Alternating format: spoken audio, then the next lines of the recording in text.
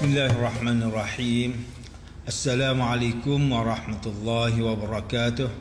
Innal hamdalillah nahmaduhu wa nasta'inuhu wa nastaghfiruh wa na'udzu billahi min shururi anfusina wa min sayyiati a'malina. May yahdihillahu fala mudilla lahu wa man yudlil fala hadiya lahu. Asyhadu an la ilaha illallah wahdahu la syarika lahu wa asyhadu anna Muhammadan abduhu wa rasuluh. Allahumma salli wa sallim ala sayyidina Muhammad wa ala alihi wa ashabihi wa tabi'in wa tabi'ut tabi'in wa man tabi'ahum bi ihsanin ila yaumiddin. A'udzu billahi minasyaitonir rajim. Ya ayyuhalladzina amanu taqullaha haqqa tuqatih wa la tamutunna illa wa antum muslimun. Amma ba'd. Yang berusaha Tuan Haji Ahmad Nazri Muhammad Yusof selaku penerbit rancangan tafsir Al-Quran dan seterusnya sedang pendengar yang dirahmati Allah Subhanahu wa taala. Alhamdulillah, Allah sama-sama kita rafakkan kesyukuran kita kepada Allah Subhanahu wa taala di atas taufik dan hidayahnya yang kita dapat bersama dalam slot tafsir Al-Quran. Mudah-mudahan Allah taala menjadikan kita sebagai pencinta kepada Al-Quran. Tuan-tuan, puan-puan, para pendengar yang dimuliakan, pada hari ini kita akan menyambung kembali rancangan tafsir Al-Quran bagi siri yang ke-32. InsyaAllah pada kali ini kita akan membincangkan mengenai pentafsiran ayat ke-33 surah Al-Anfal. A'udzu billahi minasyaitonir rajim. Bismillahirrahmanirrahim. وَمَا كَانَ اللَّهُ لِيُعَذِّبَهُمْ وَأَنْتَ فِيهِمْ وَمَا كَانَ اللَّهُ مُعَذِّبَهُمْ وَهُمْ يَسْتَغْفِرُونَ. Dan Allah tidak akan sesekali mengazab mereka sedang kamu, wahai Muhammad sallallahu alaihi wasallam, berada di kalangan mereka. Dan Allah juga tidak akan mengazab mereka sedangkan mereka beristighfar kepada Allah. Sidang pendengar yang dirahmati Allah, Profesor Dr. Muhammad Quraish Shihab melalui kitabnya Tafsir Al-Misbah menyatakan bahawa perkataan hum yang bermaksud mereka pada ayat wahum yastaghfirun, iaitu mereka memohon ampun, difahami oleh ulama sebagai orang Islam yang ketika itu masih berada di Mekah dan belum mampu untuk berhijrah ke Madinah. Ulama yang berpegang dengan pandangan ini mengukuhkannya dengan firman Allah Ta'ala menerusi ayat yang ke-25 surah Al-Fath. Lau tazayyalu la'azzabna alladhina kafaru minhum azaban alima. Jika mereka, iaitu penduduk Mekah yang beriman dan orang kafir itu berpisah dan tidak bercampur antara satu sama lain, maka tentulah kami akan mengazab orang kafir daripada kalangan mereka itu dengan azab siksaan di dunia yang tidak terperi sakitnya. Manakala Al-Imam At-Tabari berpandangan bahawa ayat ke-33 surah Al-Anfal ini ditujukan kepada kaum kafir musyrikin Mekah, tetapi beliau menafikan wujudnya amalan istighfar mereka. Beliau juga menjelaskan bahawa ayat ini seakan-akan menyatakan Allah tidak akan mengazab mereka selagi mana mereka memohon ampun kepada Allah di atas dosa dan kekufuran mereka. Tetapi sebenarnya mereka tidak memohon ampun kepada Allah, bahkan mereka tetap bergelumang dengan dosa sehingga mereka mendapat azab siksaan. Manakala Al-Imam At-Tahir Ibnu Ashur menilai ayat yang ke-33 surah Al-Anfal ini dengan menyatakan bahawa ia tiada kaitan langsung dengan ayat sebelumnya. Ayat ini sememangnya berbicara mengenai kaum kafir musyrikin Mekah, tetapi ayat ini berperanan sebagai ajakan kepada mereka untuk segera bertaubat. Menurut beliau lagi, selepas ayat ini mengancam kaum kafir musyrikin Mekah, ia segera membuka kesempatan kepada mereka untuk bertaubat dengan menyatakan bahawa Allah tidak akan mengazab mereka apabila mereka bertaubat daripada dosa syirik. Dan dalam keadaan mereka beriman kepada Rasulullah sallallahu alaihi wasallam serta mengikuti ajaran baginda. Untuk makluman sidang pendengar sekalian, nama sebenar Al-Imam At-Tabari ialah Al-Imam Muhammad Ibn Jarir At-Tabari. Beliau merupakan seorang ulama dan mujtahid Islam yang lahir pada tahun 838 Masehi di daerah Amul, Tabaristan, Iran pada zaman pemerintahan kerajaan Islam Khilafah Bani Abbasiyah. Beliau digelar sebagai Imam Al-Mufassirin. Antara karya beliau yang terkenal ialah Tarikhul Rusul wal Muluk dan Jami'ul Bayan fi Ta'wil Quran, atau lebih dikenali sebagai Tafsir At-Tabari. Beliau meninggal dunia pada tahun 923 Masehi ketika berumur 84 tahun di Baghdad, Iraq. Sidang pendengar yang dimuliakan oleh Allah Ta'ala, Tengku Muhammad Hasbi As-Siddiqi menerusi kitabnya Tafsir An-Nur mentafsirkan ayat ke-33 surah Al-Anfal dengan menyatakan bahawa bukan sunnah Allah Subhanahu wa taala untuk mengazab kaum kafir musyrikin dengan azab yang memusnahkan semua orang, sedangkan di kalangan mereka ada yang memohon ampun kepada Allah, iaitu orang beriman yang belum keluar berhijrah dari tempat tinggal mereka. Manakala Ustaz Salahuddin Abdullah dan Ustaz Omar Khalid melalui kitab mereka Tafsir Mubin mentafsirkan ayat ke-33 surah Al-Anfal ini dengan menyatakan bahawa Allah Subhanahu wa taala tidak akan sesekali menyiksa mereka, iaitu orang kafir musyrikin Mekah, sedangkan Nabi Muhammad sallallahu alaihi wasallam masih berada di tengah-tengah mereka. Allah juga tidak akan mengazab mereka, sedangkan ada di antara mereka yang masih beristighfar meminta ampun kepada Allah Subhanahu wa taala.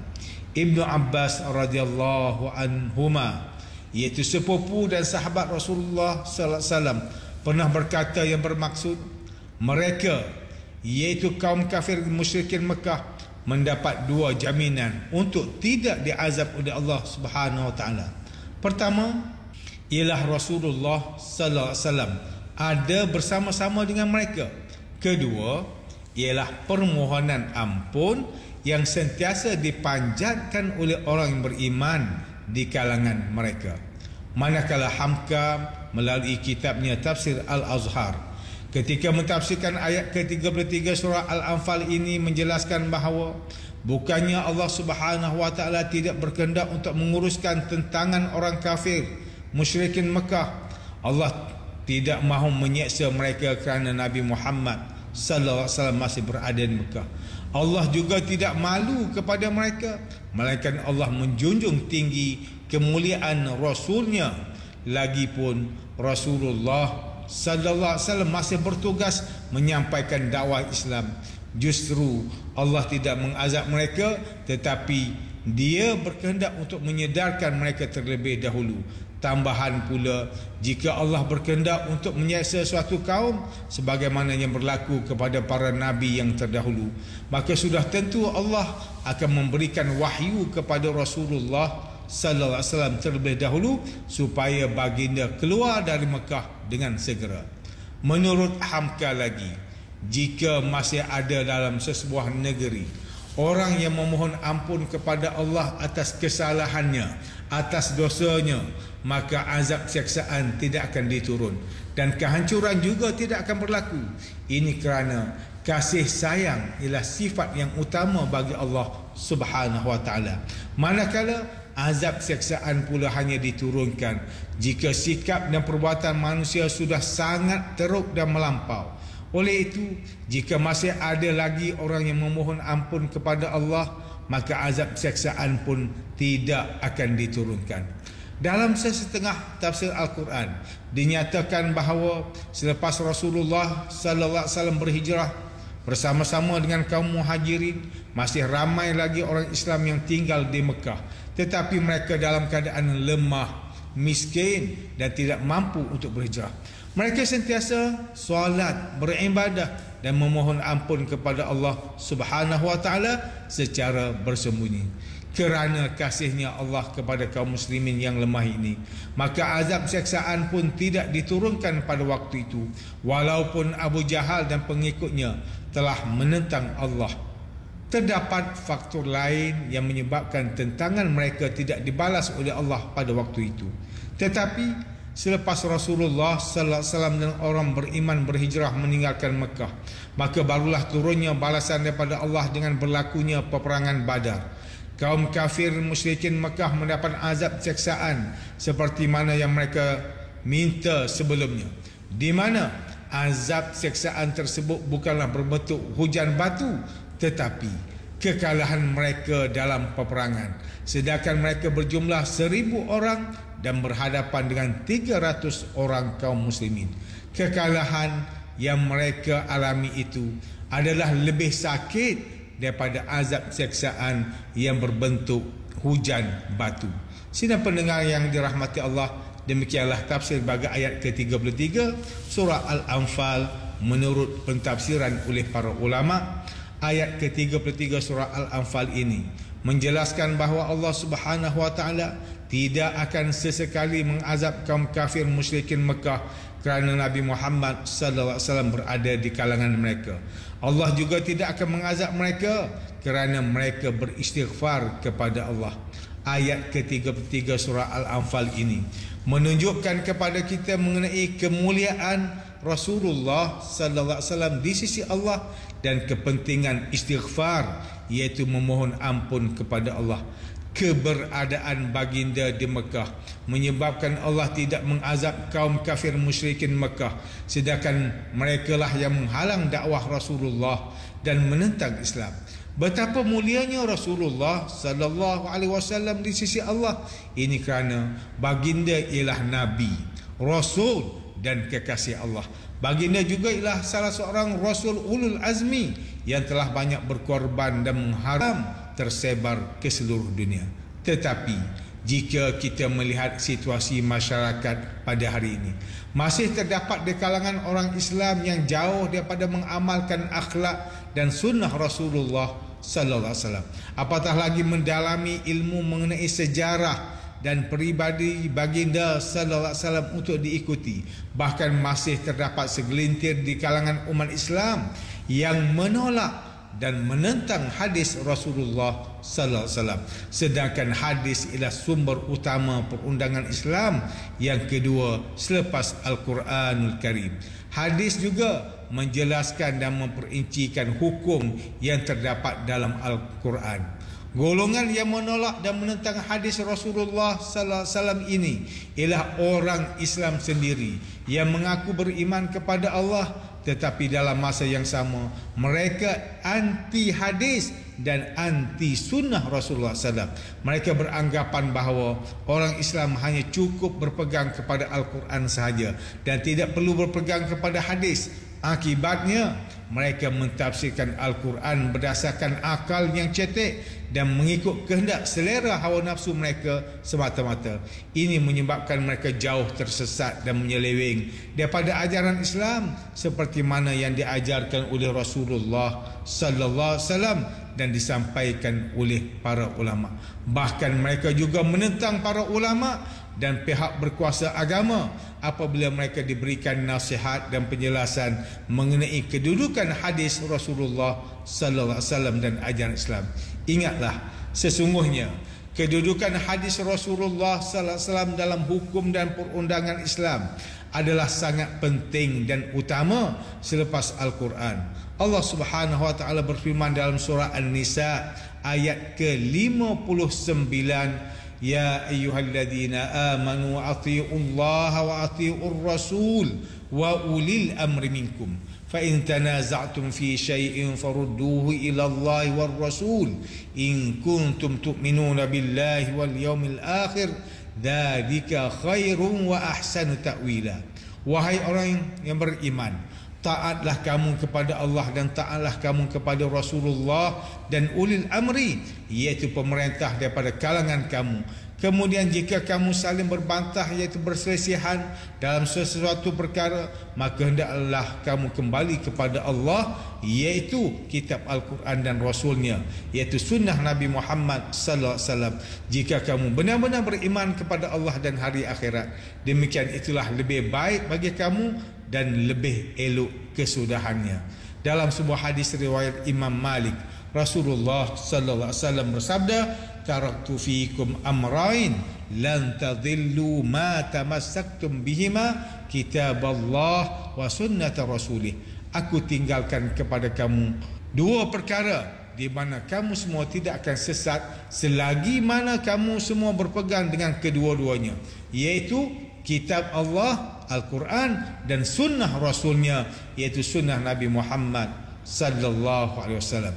Ijma' ulama', iaitu kesepakatan para ulama sejak dari zaman sahabat sehinggalah hari ini, mewajibkan umat Islam supaya beramal dan berpegang dengan hadis Rasulullah sallallahu alaihi wasallam.